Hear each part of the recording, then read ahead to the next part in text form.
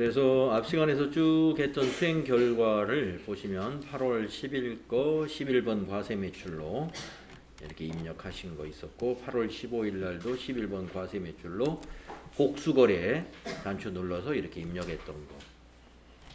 그리고 8월 20일도 11번 과세 매출로 분계 유형을 혼합으로 해서 입력을 했던 거 기억나실 겁니다.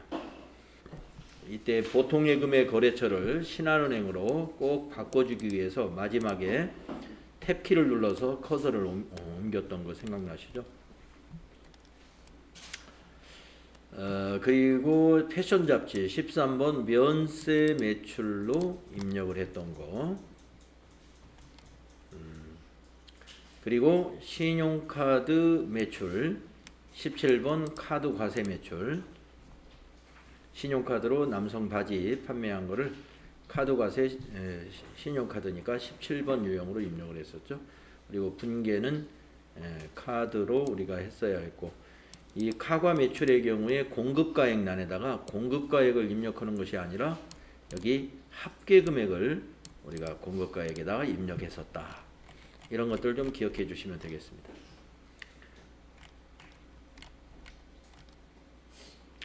그래서 팁을 보시면 223페이지 수행 팁에 시험과 관련된 힌트가 있는데요.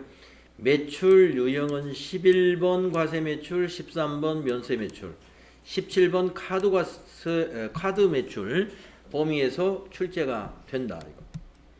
매출 전표 입력 시 상단부의 거래처 코드와 거래처명이 하단의 분계 거래처와 거래처에 자동 반영되므로 시험에서 하단 분계의 예금이나 카드 채권이 있을 경우에는 거래처를 반드시 수정해야 한다. 근데 예금 거래처는 수정을 반드시 해야 되지만 우리가 카드 거래처의 경우는요, 카드 분계를 선택하면 카드 채권은 이미 우리가 분계 유형을 17번 카과로 했을 때는 거기에 카드사를 입력을 함으로써 밑에 분계 거래처가 자동으로 바뀌게 됩니다. 혹시 안 바뀌었으면 바꿔라 하는 얘기입니다. 자, 그러면은 이제 이 시간에는 매입에 대해서 좀 알아보자.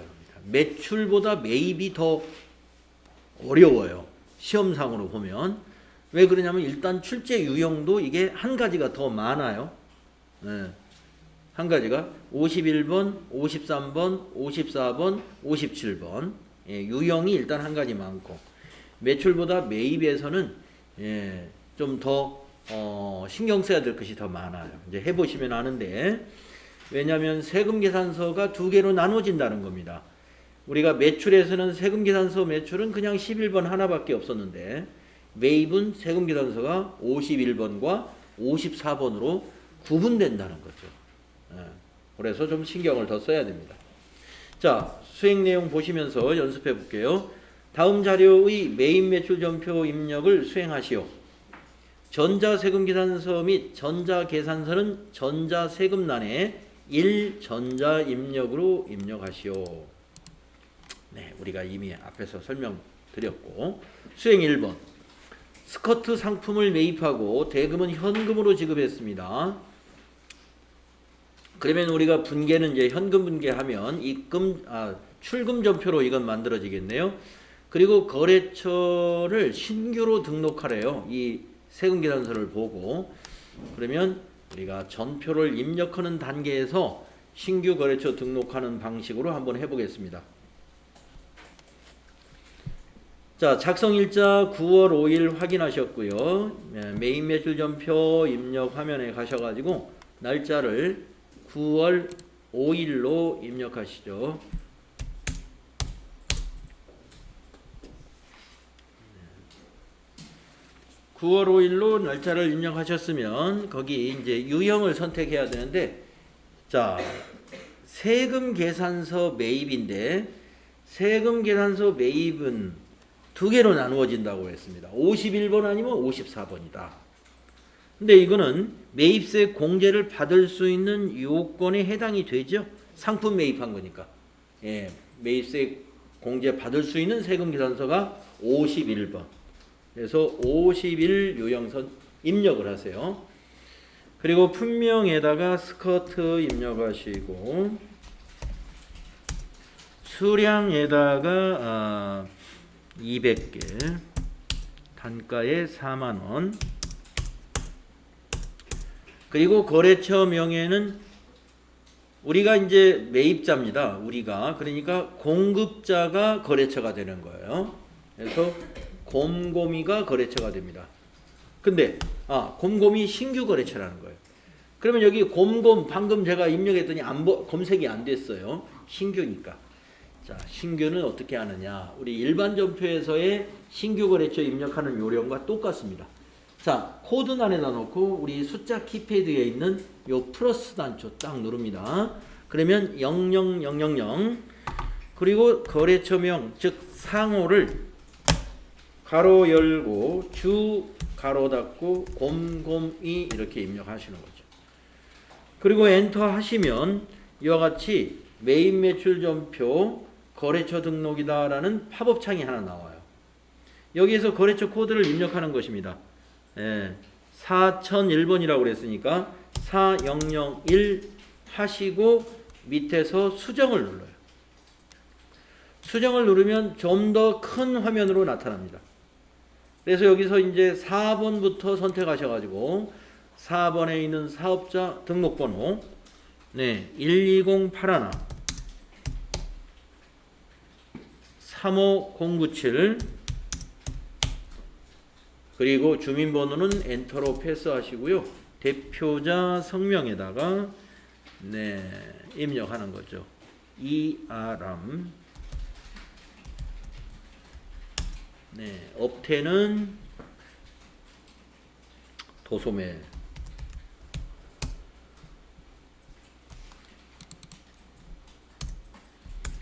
종목은 의류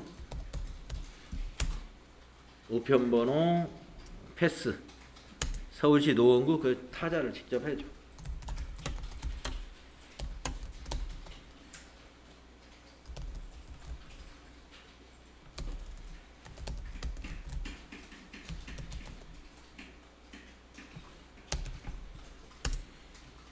나머지 주소는 가로 열고 중계동. 우편번호 검색해도 괜찮습니다. 타자가 더 빠를 수 있기 때문에 그냥 타자 하는 것이고요.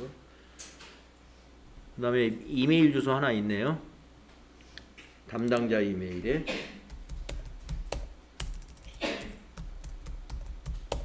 gom 빌36524.com은 여기 선택해 주세요에서 맨 처음 거 선택해 주시면 됩니다. 이메일까지 하면 더 이상 입력할 것이 없네요. 그러시고 나서 밑에서 확인해 주시는 거죠. 자, 그리고 이 팝업 창이 작아지면 이제 등록 누르면 마무리가 됩니다. 신규 거래처 등록은 이렇게 하는 방법이 있고 그냥 매입 매출 점표 입력하다 신규 거래처에서 잠시 멈추고 전체 메뉴에 가서 거래처 등록 거기 가서 입력하고 와도 상관은 없어요. 자, 전자세금란은 어떻게 해야 되느냐? 전자세금계산서니까 1번 전자입력해야 됩니다. 분계는 어떻게 해야 되느냐? 현금으로 지급했으니까 1번 현금 분계하면 됩니다. 그러면 우리가 매출점표 입력할 때 현금 거래는 입금점표가 만들어졌었죠. 지금 매입거래니까 출금. 그래서 대변이 모두 현금이에요. 그리고 차변이 두 개로 나눠졌습니다. 부가세 대급금과 상품. 자, 우리가 매출세액을 우리가 매출점표 입력할 때 매출세액은 대변의 부가세 예수금이라는 부채로 정리가 되는데 매입세액은 차변의 자산으로 정리가 돼요. 부가세 대급금은 자산입니다. 그래서 자산 증가 80만 원, 매입세액은 부가세 대급금. 개정 과목을 잘 기억하세요. 부가세 대급금, 매입세 자산입니다. 그리고 상품을 샀으니까 차변의 상품 재고자산이죠. 재고자산의 증가. 우리가 팔면 대변의 상품 매출이었죠. 이건 판매가 아니라 매입이니까 차변의 상품인 것이죠. 두 개 다 자산이에요. 그래서 차변의 자산 증가 880만 원, 대변의 자산 감소 880만 원. 네, 분계를 수정할 건 없습니다.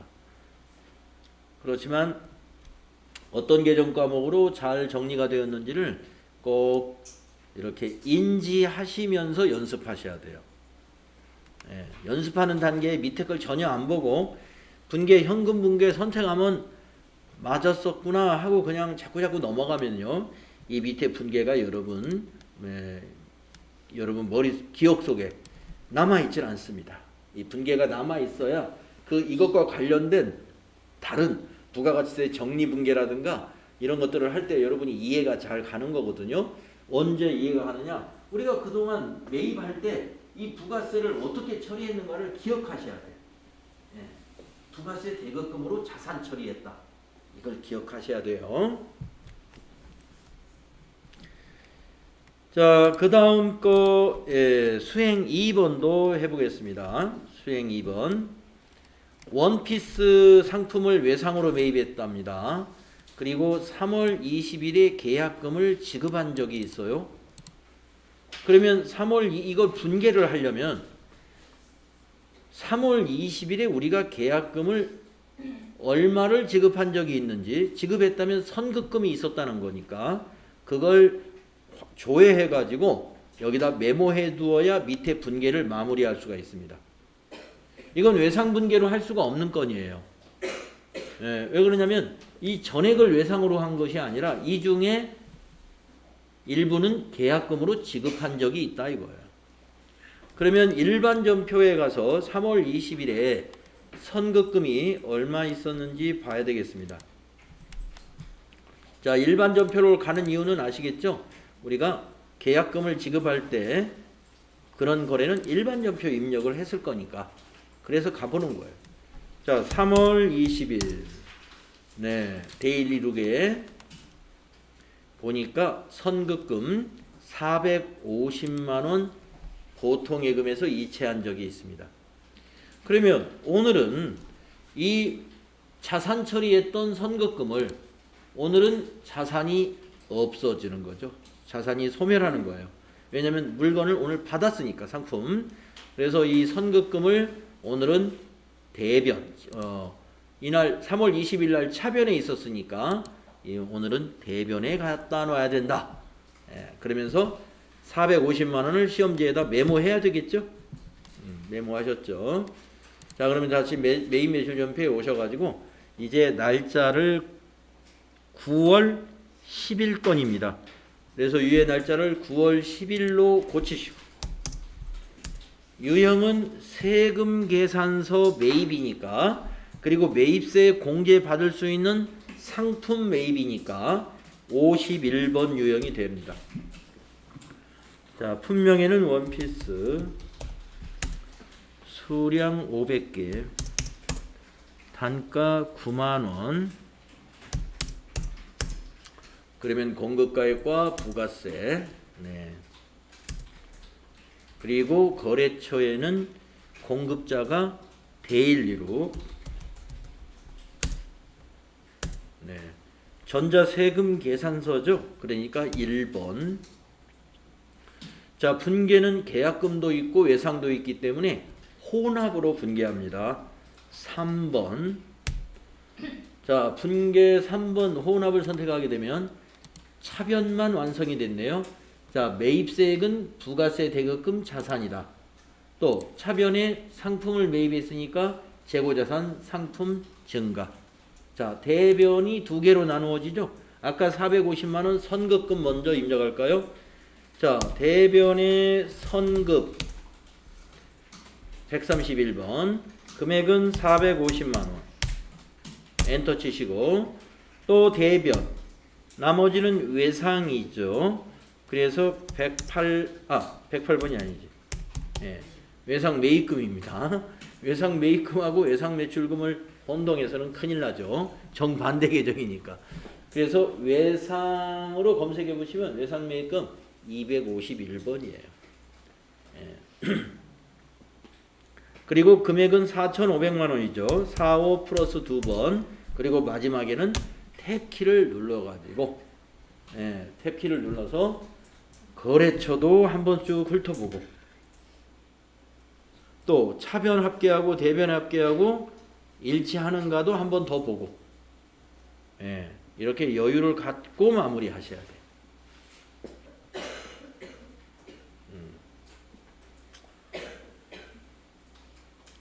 선급금은 상품을 받으면 대변에 가서 없어집니다.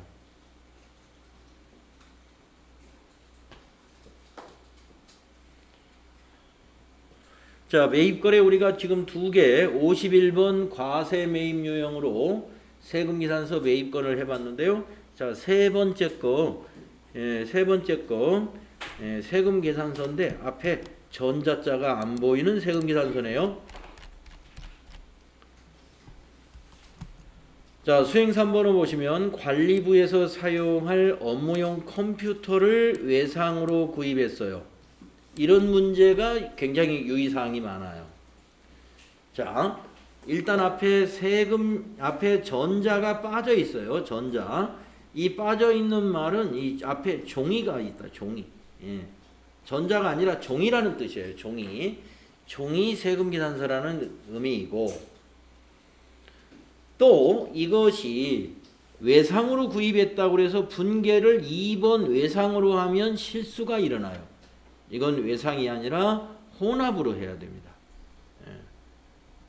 혼합으로 봐야 됩니다. 2번이 아니라 3번 혼합이다.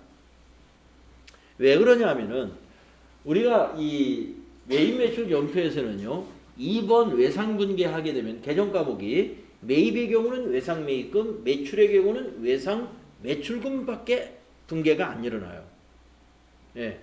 근데 이거는 컴퓨터를 외상으로 산 것은 우리는 지금 의류를 도소매하는 법인인데 컴퓨터가 상품이 아니니까 이걸 외상으로 구입했다고 해서 외상 매입금 외입 채무로 회계 처리하면 안 되거든요.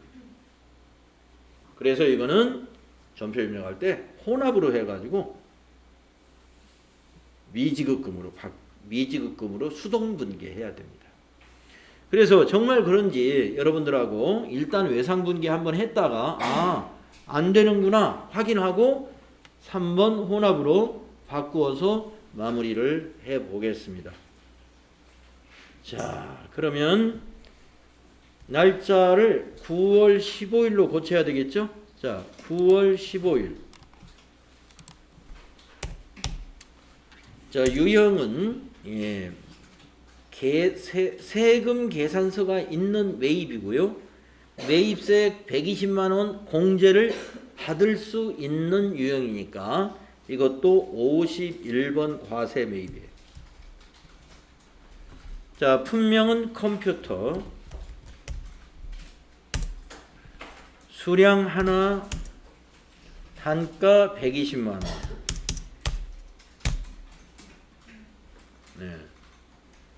단가 120만 원. 거래처 현응 컴나라. 전자세금 이건 종이기 때문에 방향키로 그냥 지나가세요. 1번 전자 입력하면 안 됩니다. 종이는 따로 분류가 돼야 돼요. 자, 그 다음에 분계는 일단 아까 이거 언뜻 보면 외상이라고 분계할 수가 있어요. 자, 우리도 한번 외상을 한번 넣어보겠습니다. 2번. 그랬더니 역시 예상했던 대로 외상 매입금, 부가세 대거금, 상품. 자, 여기서 잘못된 게 뭐냐면 일단 외상 매입금 잘못됐고 또 상품 잘못됐어요.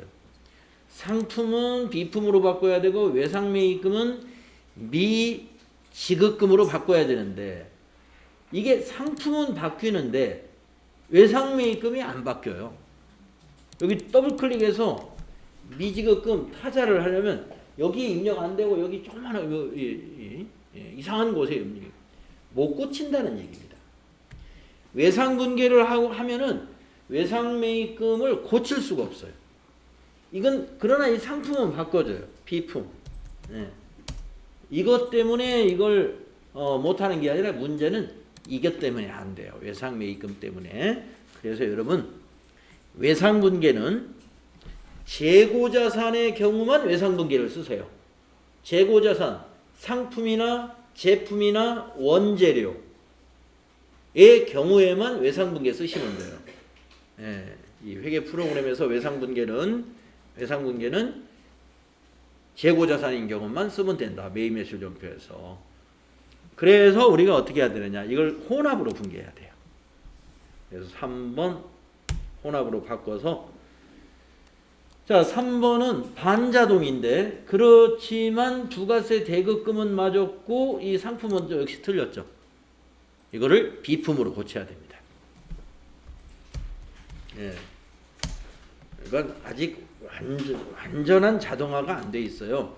이게 컴퓨터 입력했을 때 지가 알아서 비품 이렇게 딱 해줬으면 좋겠는데 거기까지는 지금 자동화가 안 돼 있어요. 예. 그래서 일단은 뭔가를 매입했다 그러면 다 상품 매입한 걸로 자동분계가 일어나요. 예. 예. 제조회사는 제품 매입한 걸로 아니 원재료 매입한 제조회사는. 자, 세 번째 줄에 가셔가지고 이제 대변 입력할 차례죠. 예, 대변에 미지급금으로 돼야 된다. 미지급금. 금액은 132만 원. 그리고 마지막에 탭을 눌러서 미지급금의 거래처는 현웅 컵나라 하면 될 것이고 그대로 놔두면 될 것이고 차변과 대변의 합계가 일치하는지도 보셔야 된다. 이런.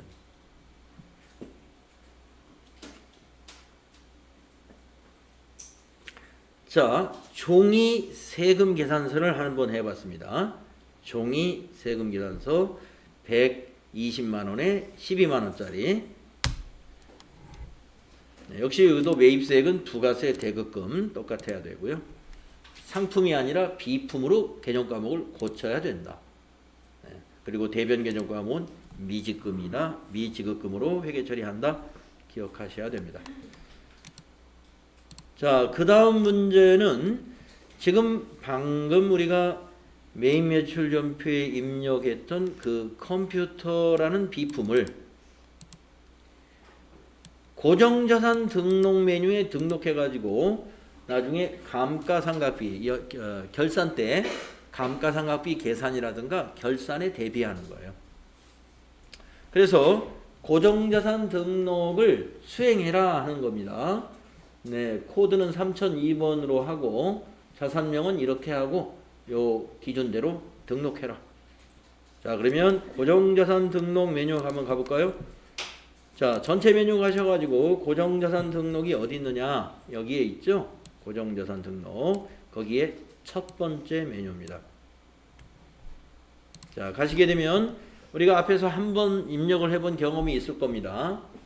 자, 고정자산 계정 과목 엔터 세 번 치시고 여기에서 그냥 계정 과목을 입력하는 방법으로 하겠어요. 네, F2를 누르거나 더블 클릭하셔가지고 네, 여기 계정 과목을 입력합니다. 비품 212번이죠. 확인. 네, 코드는 3002. 자산명은 컴퓨터.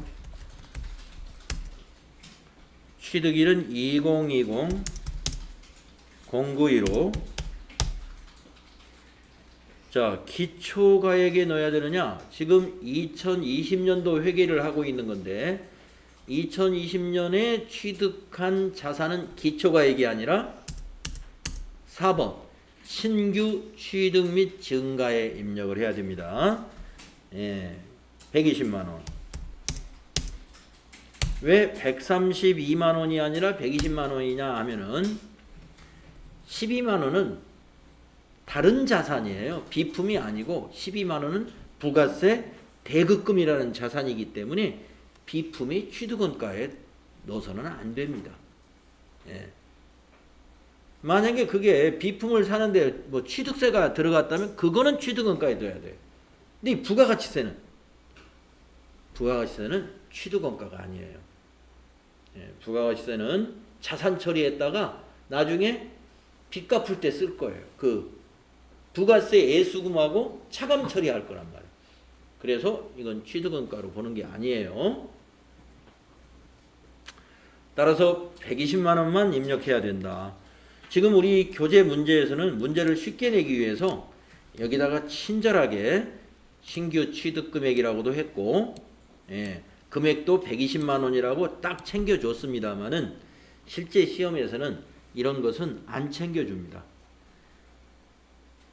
이 위에 전표를 참고해서 고정자산 등록해라 그러는 거예요.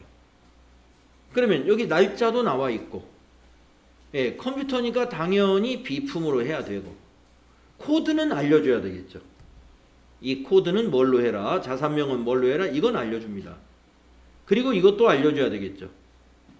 삼각방법은 뭐다, 내용연수는 몇 년이고 경비구분은 무엇으로 해라, 이 정도만 알려줍니다. 나머지는 세금계산서를 보면서 다 판단할 수 있는 거죠.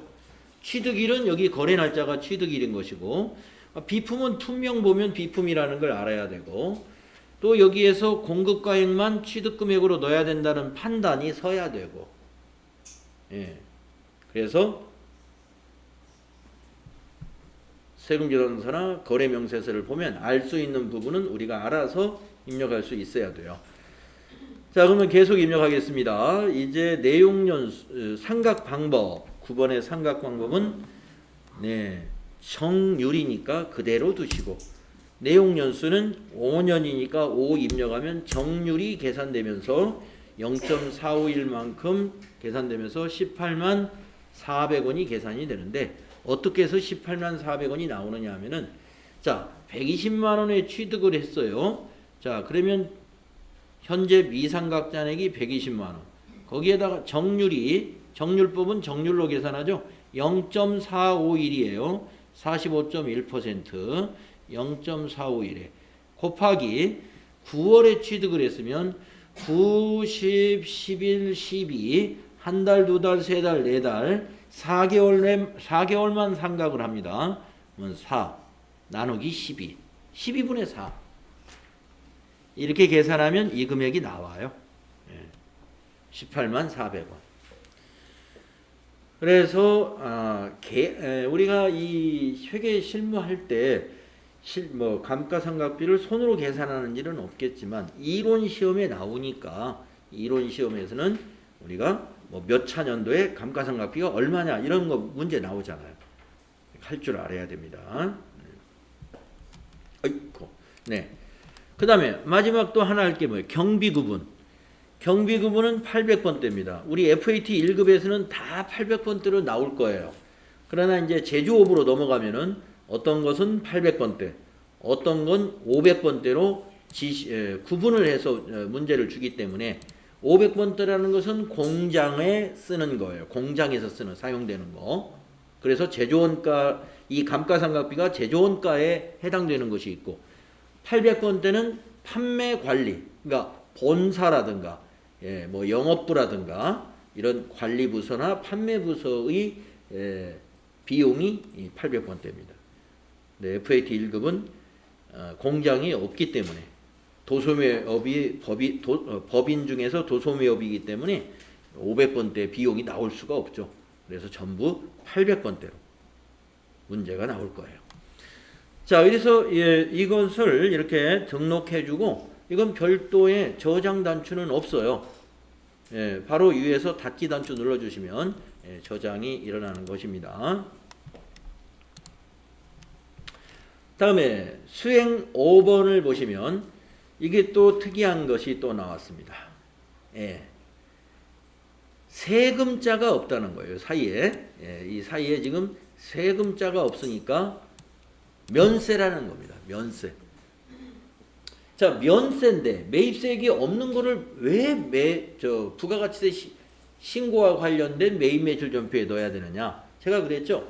세금계산서나 계산서는 무조건 매입매출전표 입력사항이다. 세금계산서만 그런 게 아니라 계산서까지도.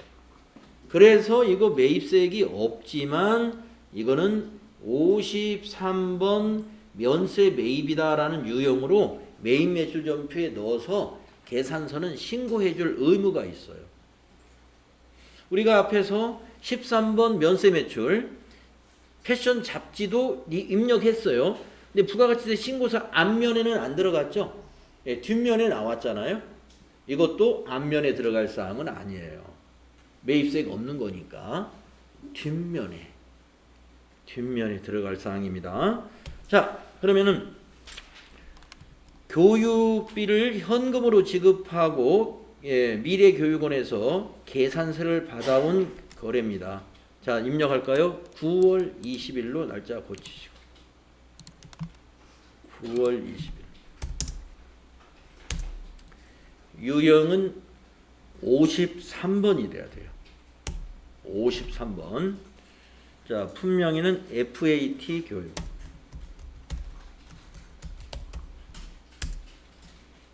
수량 단가 없는 건 그냥 지나가시고 공급가액에 30만 원.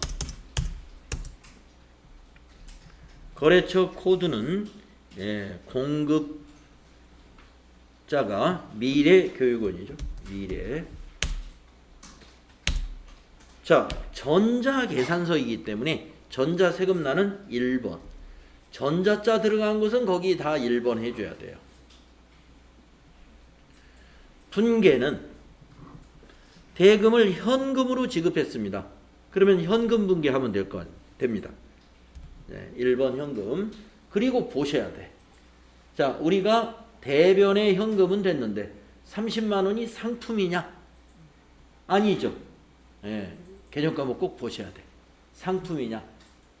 예, 그래서 상품이 아니니까 교육훈련비로 바꿔야 되죠. 비용으로. 교육이라고 코드란에다 새로 입력하시면 돼요. 그래서 교육훈련비 이게 판매관리비로 처리해야 되니까 825번 이렇게 고쳐야 됩니다. 그래서 매입에는 상품 매입이 아닌 이와 같이 무슨 교육을 했다, 무슨 식사를 했다 이런 건들이 많이 있고 또 뭐 컴퓨터를 샀다 이런 것들이 많기 때문에 아까도 상품을 비품으로 바꿨었죠. 지금 방금도 상품을 교육을미로 고쳤습니다. 그래서 매입이 까다롭다는 거예요. 고칠 것이 많아요. 매입이.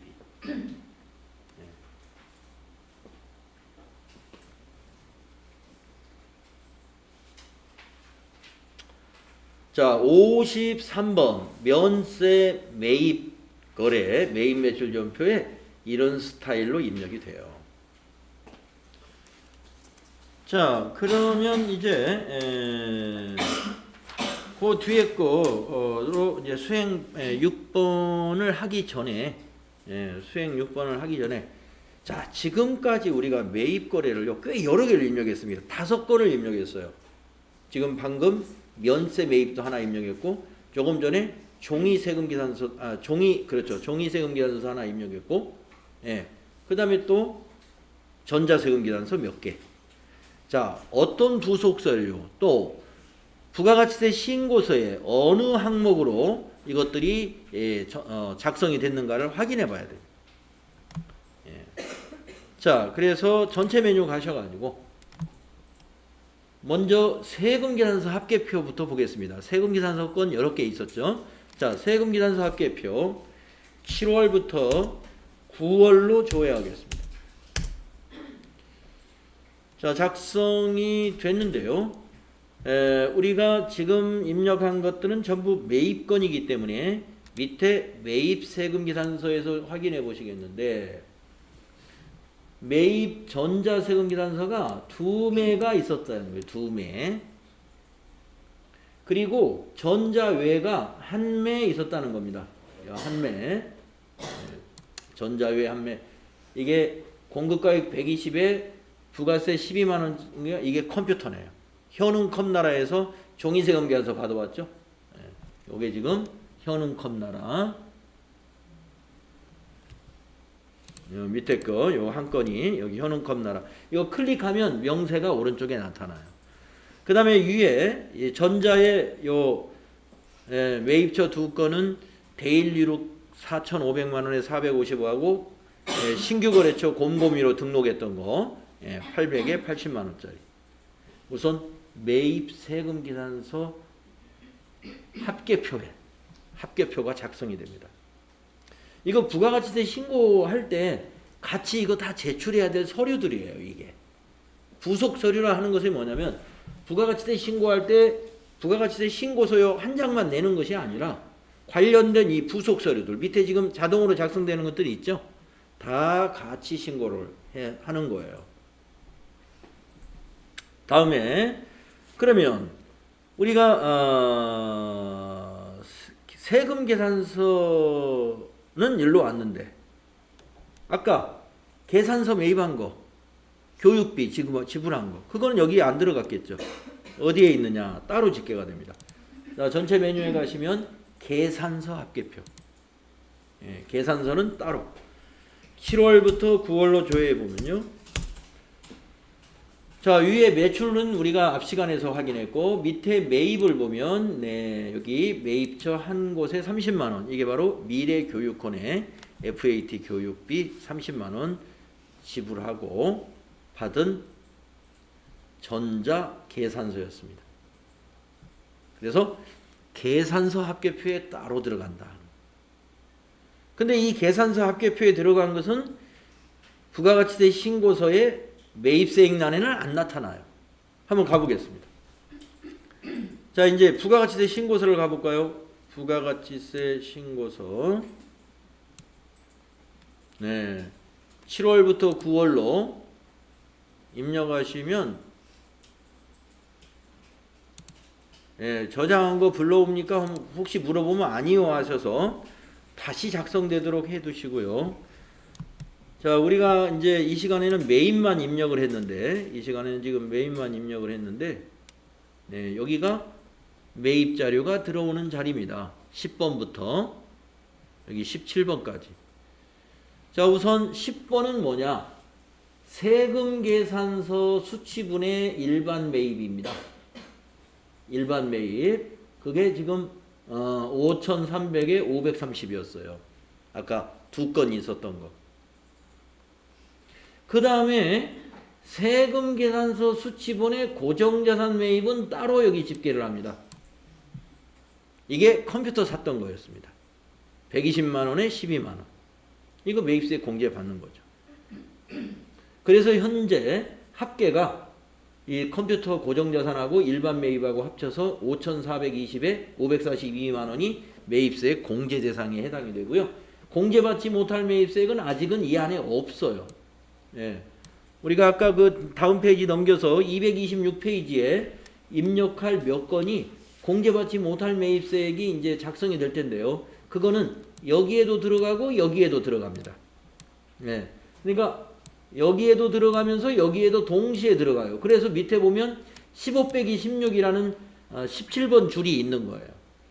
15가 뭐냐면은 요 위에 있는 걸 다 더한 게 15입니다. 10번부터 14번까지. 그리고 16번은 공제받지 못할 매입세액이에요. 그래서 17번이 15 빼기 16이다. 위에서 합계해서 16번 공제받지 못할 것을 빼준다 이거예요. 이것이 실제로 공제받을 수 있는 매입세액이라는 것이죠. 그래서 매출세액 이 금액에서 공제받을 수 있는 매입세액을 이걸 차감해요. 그게 납부할 매입세액이에요. 그래서 이 금액이 여기에 매출세액 여기에도 보이고 또 매입세액은 이 자리에 또 납부할 세액은 이 자리에 이렇게 위에 가지런히 이렇게 세 개를 더 확실하게 표시하기 위해서 요 밑에 있는 것을 위에다가 다시 한번 이렇게 다 표시해줘. 자, 그러면 면세 매입, 미래교육원의 면세 매입 30만 원, 이거는 어디에 나오느냐? 과표에 가만 있어요. 이것도 아까 면세 매출 수익금액, 면세 수익금액에 40만 원 여기에 나타났었죠. 근데 이건 수익금액이 아니죠. 매입은.